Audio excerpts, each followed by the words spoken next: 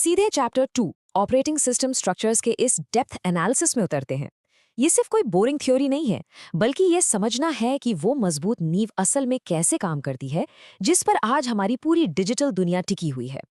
जरा एक सेकंड के लिए सोचिए, जब आप अपने माउस से एक सिंपल सा क्लिक करते हैं, तो उस बेजान हार्डवेयर और आपके सॉफ्टवेयर के बीच असल में बातचीत होती कैसे है? कोई जादू तो है नहीं।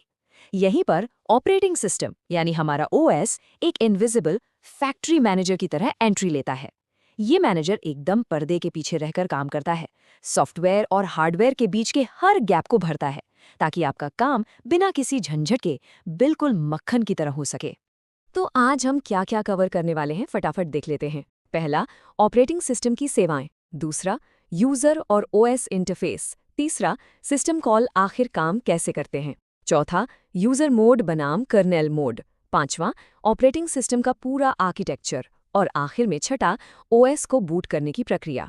चलिए भाग 1 से शुरू करते हैं। ऑपरेटिंग सिस्टम की सेवाएं यानी ऑपरेटिंग सिस्टम सर्विसेज। अब मशहूर सिल्वर शैट्स की ऑपरेटिंग सिस्टम कॉन्सेप्ट्स किताब का ये इंडेक्स देखिए। ये एक तरह से हमारे लिए ब्लूप्रिंट का काम करता है। यह हमें एग्जैक्टली बताता है कि एक ओएस असल में करता क्या है, और बस इसी ब्लूप्रिंट को बेस बनाकर हम आगे की चीजें समझेंगे। बिल्कुल एक बिजी फैक्ट्री फ्लोर की तरह ओएस दिन रात कई सारे क्रिटिकल काम संभालता है। चाहे वो किसी प्रोग्राम को रन करना हो, यानी प्रोग्राम एग्जीक्यूशन, इनपुट और आउटपुट ऑपरेशंस को हैंडल करना हो, फाइल्स को सेव या डिलीट करना हो, अलग अलग प्रोसेस के बीच कम्युनिकेशन सेटअप करना हो, या फिर कोई एरर डिटेक्ट करके पूरे सिस्टम को क्रैश होने से बचाना हो। ये सब कुछ ओएस की जिम्मेदारी है। इसी की बदौलत हमारी सारी एप्लीकेशंस बिना रुके लगातार चलती रहती हैं। आगे बढ़ते हैं भाग 2 की तरफ, यूजर और ओएस इंटरफेस। इसे ना एक रिसेप्शन डेस्क की तरह इमेजिन कीजिए। जब आप किसी बहुत बड़ी कंपनी या फैक्ट्री में जाते हैं, तो क्या आप सीधे अंदर मशीनों के पास पहुंच जाते हैं? बिल्कुल नहीं, आप रिसेप्शन पर जाते हैं और अपना काम बताते हैं। ठीक वैसे ही ये इंटरफेस यूजर्स को अपने टास्क ओएस को सौंपने की एक जगह देता है। आपको इस बात की बिल्कुल टेंशन लेने की जरूरत नहीं है कि पीछे वो कॉम्प्लेक्स मशीनरी कैसे काम कर रही है। ओएस उसे खुद ब खुद बहुत स्मार्टली संभाल लेगा। अब आते हैं भाग 3 पर, सिस्टम कॉल कैसे काम करते हैं, यानी हाउ सिस्टम कॉल्स वर्क। अब ये बहुत ही इंटरेस्टिंग पार्ट है। इसे एक रेस्टोरेंट वाले एग्जाम्पल से समझते हैं। मान लीजिए आपकी एप्लीकेशन एक कस्टमर है जिसे हार्डवेयर से कोई सर्विस चाहिए, लेकिन कस्टमर सीधे किचन यानी हार्डवेयर वाले एरिया में तो नहीं घुस सकता ना, वो एक रेस्ट्रिक्टेड जोन है। तो यहाँ सिस्टम कॉल एकदम एक वेटर की तरह काम करता है। वो कस्टमर से उसका ऑर्डर लेता है, उसे पूरे सुरक्षित तरीके से ओएस यानी हमारे मेन शिफ्ट तक पहुंचाता है, और फिर तैयार रिजल्ट वापस लाकर एप्लीकेशन को सर्व कर देता है ना कमाल का सिस्टम। और ये कॉन्सेप्ट आपके लिए कितना ज्यादा क्रूशल है, ये आप इसी बात से समझ लीजिए कि सिस्टम कॉल्स और ओएस के बेसिक्स से यूजीसी नेट में डायरेक्ट सवाल आते हैं। यूजीसी नेट के सिलेबस गाइड को ही देख लीजिए। साफ लिखा है कि पेपर 1 और पेपर 2 दोनों के लिए इस तरह के फंडामेंटल कॉन्सेप्ट्स को एकदम क्रिस्टल क्लियर रखना ही आपकी सफलता की असली चाबी है। आप इसे स्किप करने का रिस्क ले ही नहीं सकते।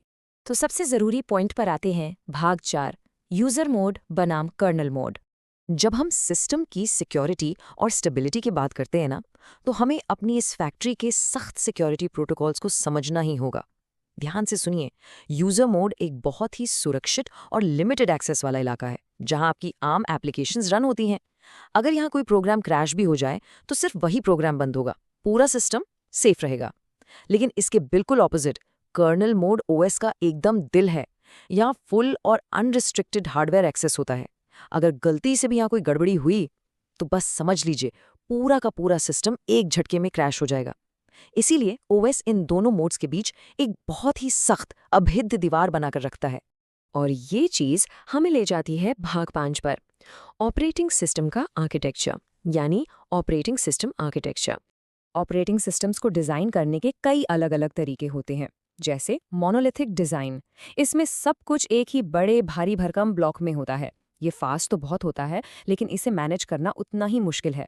इसके ठीक उलट माइक्रोकर्नल आर्किटेक्चर है, जिसमें कोर को बहुत ही छोटा और एक्स्ट्रा सेफ रखा जाता है, और बाकी सारी सर्विसेज बाहर चलती हैं।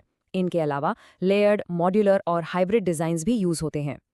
एक प्रो टिप याद रखिएगा, मोनोलिथिक और माइक्रोकर्नल के बीच का जो डिफरेंस है ना, वो एग्जाम्स में बार बार पूछा जाता है, तो इसे बहुत अच्छे से दिमाग में बिठा लीजिए। चलिए अब देखते हैं कि ये सब शुरू कैसे होता है। भाग 6, ओएस बूट करने की प्रक्रिया यानी the OS booting process. Imagine कीजिए जैसे ही आप अपने कंप्यूटर का पावर बटन दबाते हैं, सबसे पहले हार्डवेयर में जान आती है और कुछ बहुत ही ज़रूरी शुरुआती चेक्स किए जाते हैं जिन्हें हम पोस्ट कहते हैं। इसके तुरंत बाद बूट लोडर एक्टिवेट हो जाता है। इसका इकलौता काम है स्टोरेज में जाकर हमारे ओएस कर्नल को ढूंढ निकालना। एक बार वो मिल गया तो फिर इस कर्नल को मेन मेमोरी यानी आपकी रैम में लोड किया जाता है और फाइनली कर्नल के मेमोरी में आते ही ऑपरेटिंग सिस्टम पूरी मशीन का कंट्रोल अपने हाथ में ले लेता है और आपका सिस्टम इस्तेमाल के लिए एकदम रेडी हो जाता है। तो आज हमने ओएस के इस कमाल के स्ट्रक्चर को पूरी तरह से डिकोड कर लिया है। लेकिन जाने से पहले मैं आपको एक सवाल के साथ छोड़ना चाहती हूँ। जैसे जैसे हमारे हार्डवेयर और भी ज़्यादा एडवांस्ड और एआई ड्रिवन होते जा रहे हैं, क्या फ्यूचर के ऑपरेटिंग सिस्टम्स यूज़र और कर्नल मोड के बीच की इस सख्त दीवार को पूरी तरह से खत्म कर देंगे? सोच कर देखिएगा इस बारे में। चैप्टर 3 के हमारे अगले और भी रोमांचक एनालिसिस के लिए तैयार रहिए, जहां हम इस डिस्कशन को एक बिल्कुल नए लेवल पर ले जाएंगे।